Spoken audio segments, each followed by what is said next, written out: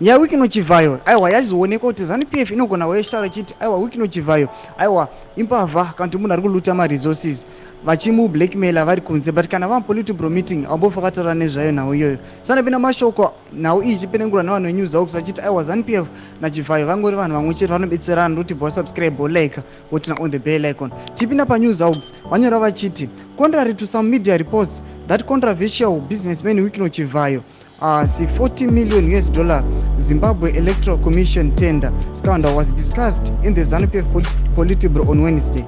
The news hawks has confirmed with senior party officials that it was never raised in the meeting. The Youth League raised it before the meeting, but it was never raised in the Politburo, not even a reference to it. Who can raise it? Most top officials are compromised. Even if they are unhappy with the Chivhayo's behavior, they are not willing to talk about forthwithly.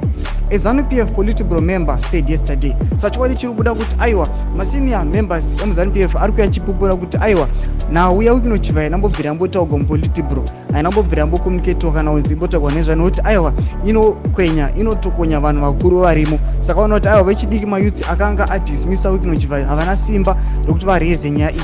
Chipotudzai mafungiro enyu kuti anopapona here wiki inochivhayo nhau iyi aiwa inosvike